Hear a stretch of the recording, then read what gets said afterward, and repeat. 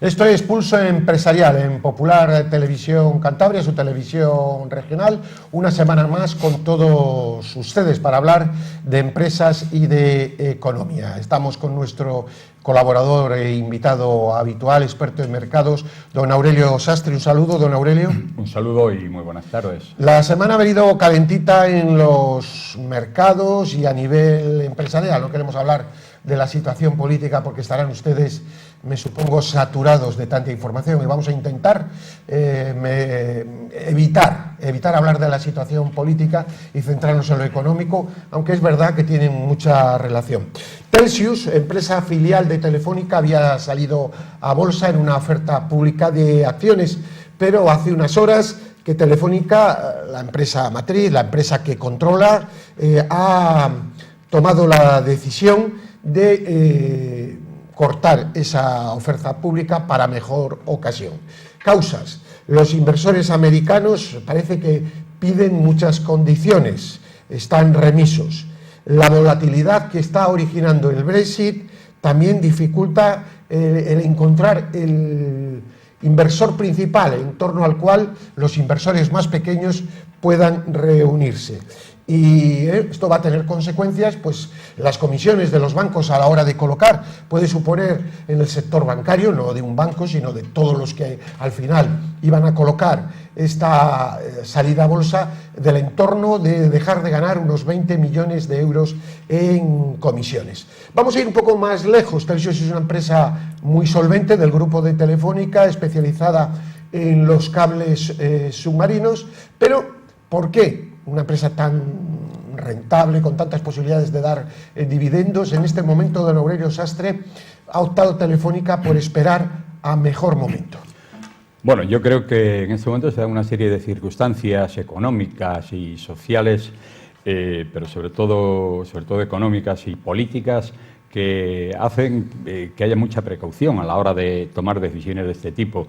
Yo creo que Telxius, arriesgarse a salir con esta oferta pública sin tener las garantías absolutas, pues de un socio fuerte, que eso es donde parece que ha habido una cierta resistencia, ahí no han encontrado ese socio alrededor del cual se nuclea luego pues toda la inversión. No lo han visto seguro.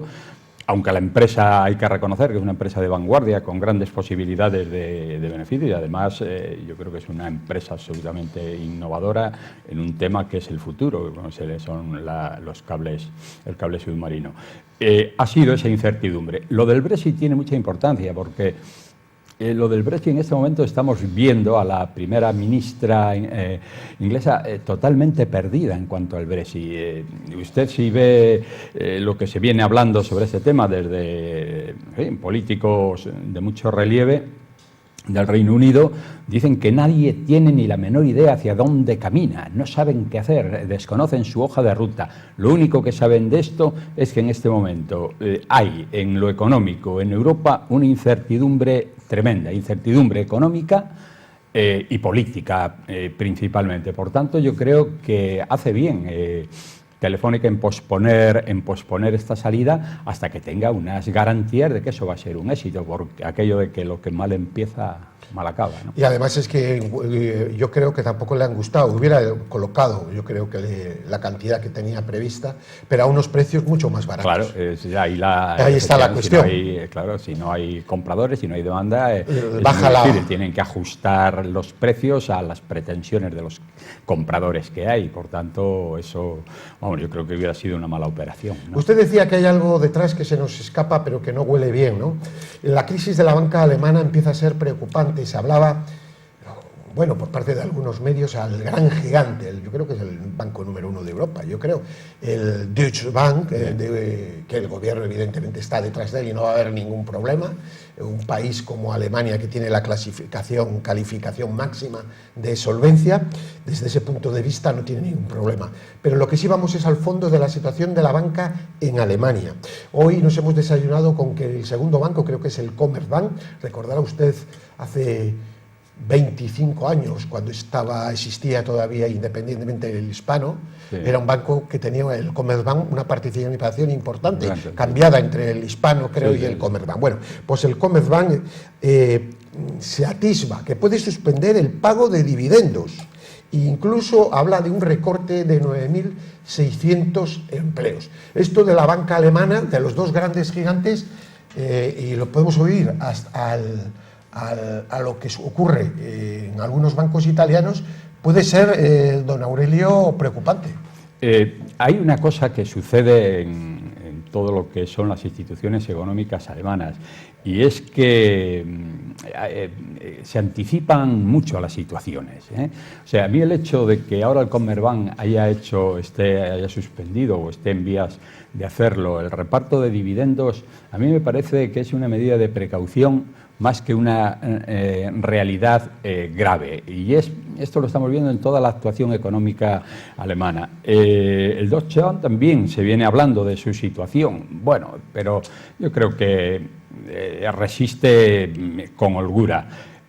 El problema es que esta situación que están viviendo un poco delicada estos bancos tiene un efecto sobre los bancos, sobre los demás países, los bancos de otros países, España, Italia, Portugal, en fin, Francia, tiene un efecto demoledor importante porque es cierto que la situación bancaria en este momento no es buena. Hoy y no es buena porque no están ganando dinero, no hay beneficio. O sea, en este momento con los tipos de interés no hay beneficio. Y además se está viendo ya muchas presiones, sobre todo de Alemania, sobre el Banco Central Europeo. Se está viendo presiones en el sentido de que dicen que su política expansiva que no es buena. Alemania viene en esa dirección, que debe frenar, y la verdad es que yo ya estoy viendo respuestas en Draghi, el director del Banco Central Europeo, estoy viendo respuestas nerviosas. Ya está diciendo que, bueno, lo que pasa es que hay demasiados bancos, que tendrán que unirse bancos. Error. Y eso es un error, porque lo que tiene que hacer es bancos pequeños o grandes, pero rentables. Aquí hemos tenido ejemplos. Pues bueno, hoy citarlo parece que está fuera de lugar por el gran agujero que han generado, pero hemos tenido épocas donde hemos visto que cajas, bancos muy pequeños, bien gestionadas, tenían una rentabilidad grande. Todo depende de cómo se haga la gestión. Por tanto, ¿qué es lo que sucede en Alemania? Yo no creo que la situación en Alemania sea grave, no creo que sea grave. Los bancos en Alemania sí se anticipan mucho a las situaciones. Y el hecho de que hagan esto aquí lo han hecho otros bancos. Recientemente el Banco Santander también suspendió, rebajó de una manera espectacular. Rebajó. Sí, el reparto de dividendos. Sí, bueno, pero luego hemos tenido también el Popular. En fin, quiero decir que la situación de los bancos, cada país en este momento tiene el suyo, ¿eh? Usted mira Italia, mira Portugal, mira Francia, cada uno tiene. Pero quizá España, el haber hecho los deberes en su momento, cuando nos miraban, e incluso, bueno, parecía que con cierto desprecio, podríamos decir aquel refrán: en todos los sitios cuecen habas y en mi casa calderadas, porque yo creo que la banca española en general, a pesar de que también tiene los mismos problemas del resto de la europea, de falta de rentabilidad, hizo los deberes. La banca española yo creo que ha sido una banca que tradicionalmente ha funcionado con bastante seguridad, con solvencia. También es cierto que siempre han tenido unos beneficios mayores que los demás. Los tipos de interés en España siempre se han movido a un nivel alto. Pero bueno, a fin de cuentas, yo creo que también es bueno para un país un sistema financiero fuerte, solvente, ¿no? Y eso es natural. Cuando alguien critica los rescates o los apoyos, bueno, ¿qué quieren? Que nos quedemos sin un sistema financiero, con lo cual la economía se hundiría inevitablemente, ¿no? Por tanto, yo creo que lo de Alemania no es excesivamente alarmante. Hace poco hemos visto cómo en Alemania recomendaban que se recopilaran alimentos por si teníamos una catástrofe, para alimentos para 10, 15 días. Eso ahora nadie ve en el horizonte que eso se pueda dar, pero ahí estaban ellos recomendando, ¿no? Con los bancos y con todas, son previsores. Sí, pero la banca alemana ha tenido tradicionalmente una especialización en la industria. Es decir, lo mismo que ocurría en España hasta los años 70, principios de los 80, que los bancos todos tenían grandes empresas. Eran cabezas, industrial, era la banca industrial. El Español de Crédito, Central Concexa, Santander, que tenía incluso en Nueva Montaña, y en otras grandes empresas. Corporaciones industriales que se fueron deshaciendo, según los analistas. Creo que eso fue un acierto. Sin embargo, en Alemania han seguido siendo cabezas motoras de muchas grandes corporaciones industriales, y ahí siguen metidos. Es verdad mientras la industria alemana funcione bien no van a tener problemas. Pero claro, también tiene su riesgo. Tiene su ventaja porque ayuda a la industria, pero el día que esa industria deje de tener grandes beneficios también tendría grandes problemas, ¿no? Eso afecta mucho a los bancos. Lo que pasa es que, por otro lado, pues como usted dice, si la industria va bien, pues ahí tienen pues un valor añadido importante, ¿no? En España tradicionalmente fue así. Se pretendió que por un lado fuese la banca normal, la banca habitual, y otra la banca industrial. En Inglaterra se hace así, cada banco tiene su especialización. Es más, el Santander, el Banesto intentó hacer esa banca mixta y se lo impidieron. Los ingleses dijeron que no. Patricia Botín se puso como un basilisco, incluso dirigiendo directamente al ministro de Finanzas, ¿no? Pero es así, quiero decir que la banca... Yo sí creo que debe haber una banca especializada. Tiene que haber una banca especializada, pero también tiene que estar la banca comercial, normal, que haga las funciones habituales de un banco, que es prestar dinero. Y otra noticia de la que hemos desayunado esta mañana, extraña, pero que es muy grave, la verdad es que es muy grave por ser el país que es,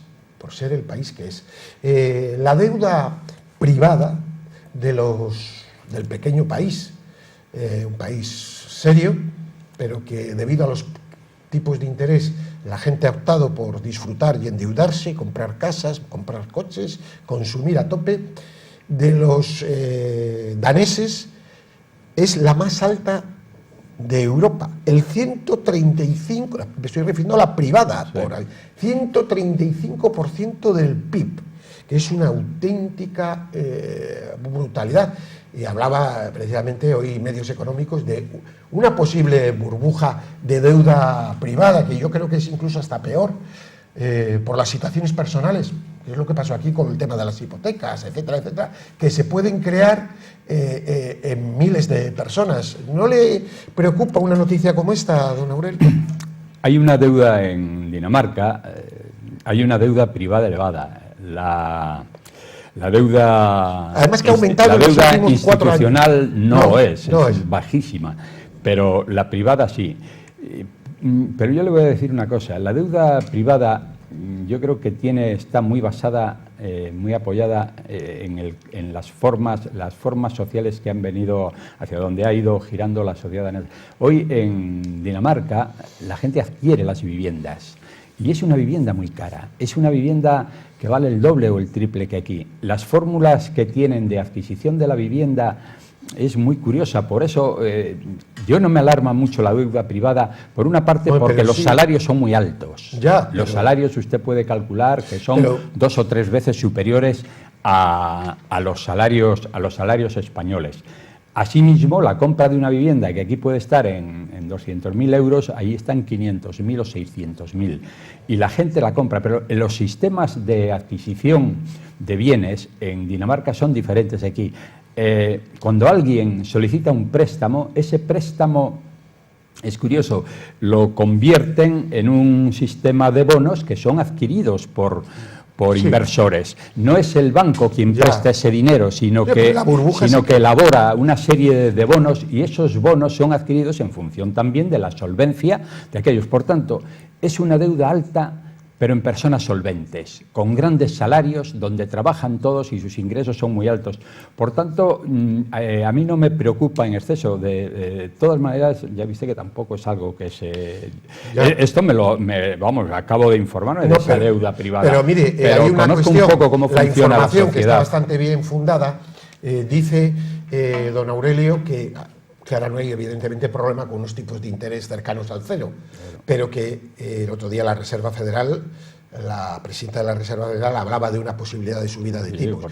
Y a poco que suban los tipos, claro, si la economía danesa se mantiene, pues bueno, con más dificultades. El problema es que pase como pasó con las hipotecas de Estados Unidos. La burbuja empieza es que los ciudadanos medios bajos de Estados Unidos hace 7, 8 años no pueden empezar a pagar las hipotecas y devuelven esos productos, y ahí viene la gran burbuja y la gran quiebra. Entonces, ahora mismo, a cuestión de meses, no hay problema, pero ojo, yo creo un exceso de endeudamiento, ¿no? Una deuda tan elevada siempre es preocupante, pero en el caso aquí lo que sucede también en España, que nos alarma, pues estamos muy sensibilizados sobre lo que ha pasado. En España la deuda, el problema no era la deuda privada, porque a fin de cuentas estaba en bienes muy sólidos, aunque eran bienes con unos costos, yo creo, muy elevados en función de lo que eso debería costar.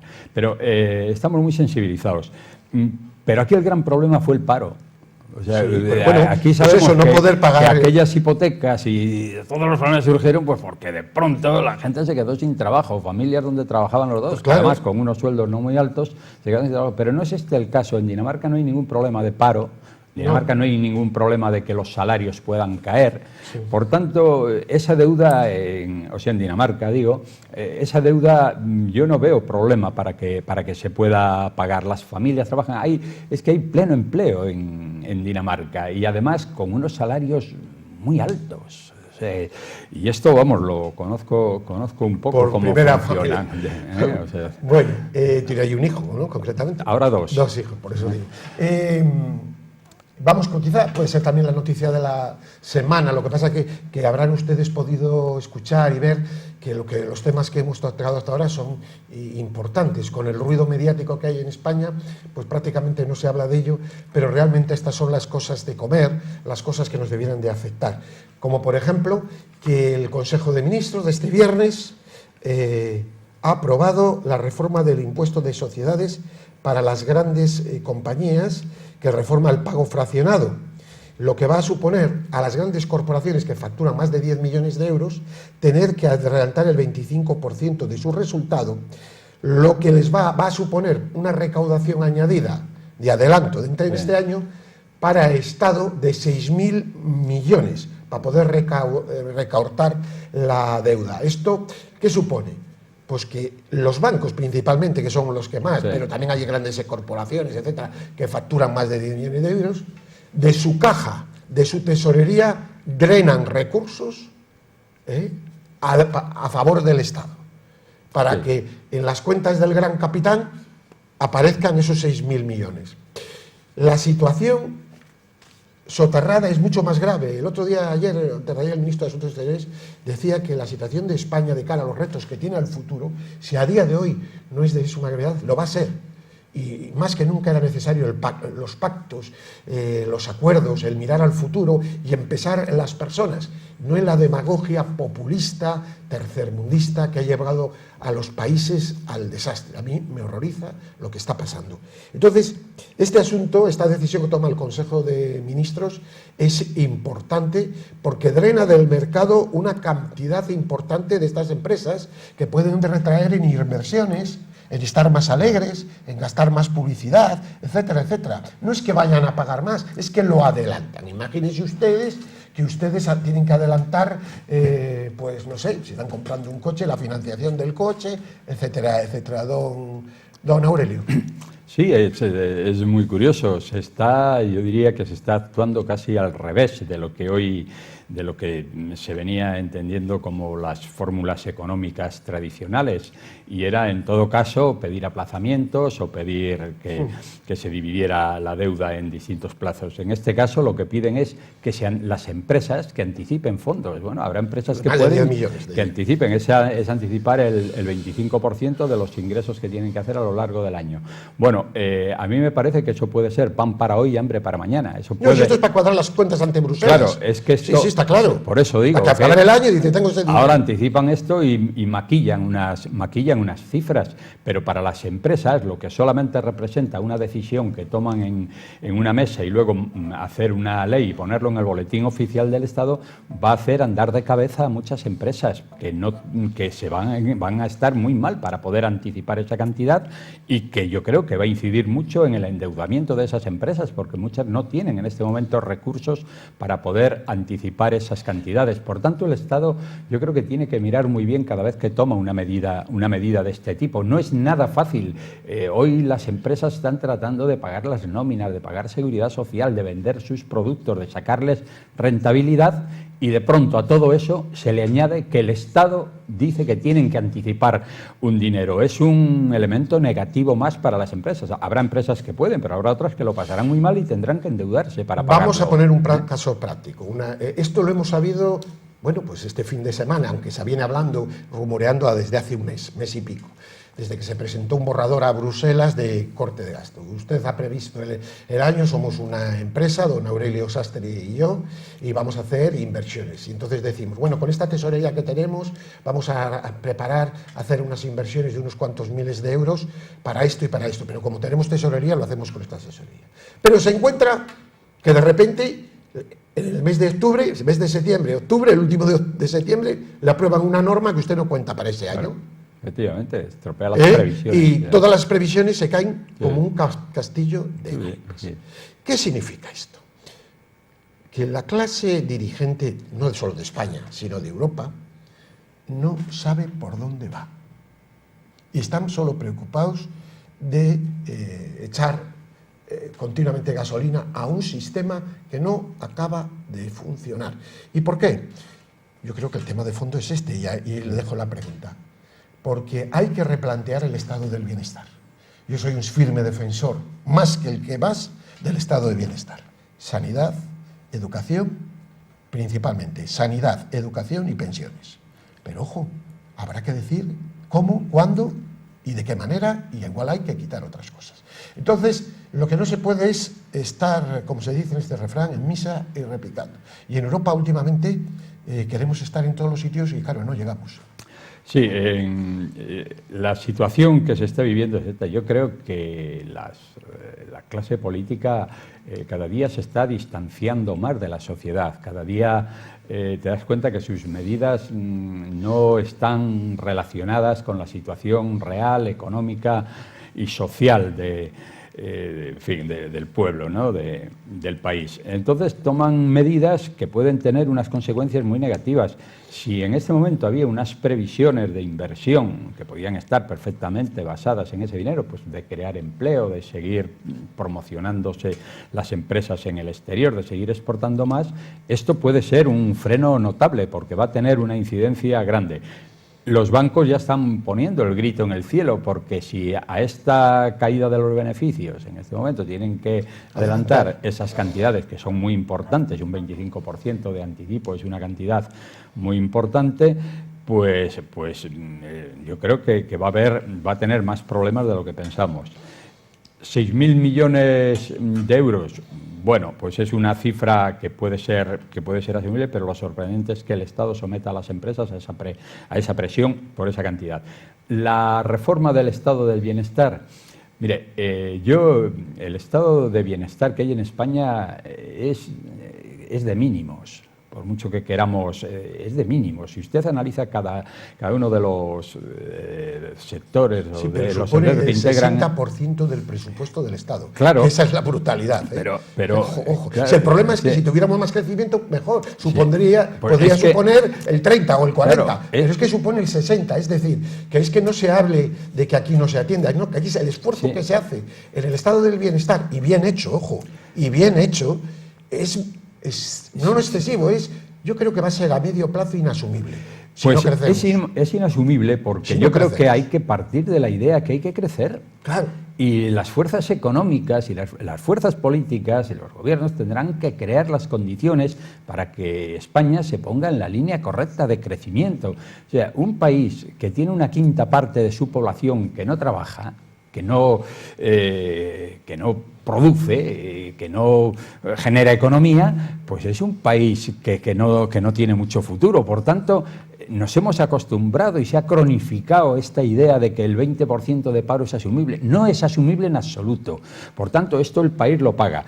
Decir que se hacen recortes, claro, hay una cosa, si no se puede pagar no habrá más remedio que hacerlo, pero pensiones no son altas. Ahora vemos que suben los precios, el poder adquisitivo de los pensionistas va a caer, porque ya la inflación es superior al incremento de las pensiones. Por esa parte, la sanidad, tenemos la justa. España es un país que tiene una buena sanidad y yo siempre lo atribuyo al primero a que tradicionalmente ha sido una sanidad que ha funcionado bien, pero es al gran esfuerzo de los profesionales y a los salarios muy justos que cobran los profesionales de la sanidad. Y hacen, ya digo, un gran esfuerzo. Es una sanidad que no se hace con un costo exagerado, menor que el de otros países que tienen una sanidad mucho peor que nosotros. En eso sí que podemos presumir de una buena sanidad, aunque se está deteriorando. Habrá que impedirlo. Y si hablamos de otras ayudas sociales, pues hombre, la educación supone vamos, un costo importantísimo, pero nuestras inversiones están por debajo de la media europea en los porcentajes sobre el PIB en educación. Por tanto, dice, pues si no se puede pagar, habrá que recortar, pero no hay que recortar porque es que tengamos aquí pues algo que extraordinario. Tenemos un estado de bienestar justo, de mínimos. Y hay que mantenerle. Y hay que mantenerle, ese es el reto, como sea. Y los políticos... Pero lo que claro, tienen que trabajar, sí hay mucho donde cortar. Hay mucho claro donde que hay cortar donde en cortar, administraciones. es algo que... Usted tiene, le pongo un ejemplo y nos vamos. Tenemos la Comunidad Autónoma de Valencia en una situación financiera deleznable. Pero ellos ponen en marcha la televisión pública, de nuevo, después de haberla cerrado, con unos costes que son brutales. Es decir, este es un sinsentido realmente, pues bueno, pues eso, es la demagogia que lleva a los pueblos, la demagogia y el populismo llega a los pueblos a la ruina. Esa es la realidad. Y a los ciudadanos hay que decirles la verdad, aunque a veces la de verdad duela. Y ningún político de ningún partido, yo creo, Y esto se está produciendo en todas las comunidades, en mayor o menor medida, se está produciendo en todas las comunidades autónomas. Un grave riesgo también en Europa. Y hay algo que es muy importante en las comunidades autónomas, y es que yo veo, por ejemplo, si analizamos la situación de Cantabria, es que en el terreno económico y de inversiones y de generación yo diría, de medidas y de condiciones para que aquí vengan empresas de crear empleo, el gobierno prácticamente ha tirado la toalla. No hay un solo plan, no hay un solo plan de inversión. Ahora sacan lo del PRO, la ordenación del territorio. Pero, vamos, eso es una entelequia. No seré yo ni el defensor ni el no defensor, pero va a haber algunas noticias buenas en los próximos días.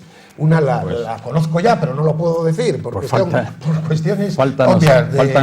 No lo puedo decir, lo siento, así que tampoco vamos a ver. A ver si hay frenamos. Cosas positivas, pero desde luego lo que hay que hacer es recobrar todos la verdad, porque el populismo es nefasto, el populismo es decir a la gente lo que quiere escuchar. Y eso acaba siendo una auténtica falacia. Don Aurelio Sastre, muchísimas gracias. Gracias. A ustedes, pues que tengan una feliz semana. Paz y bien.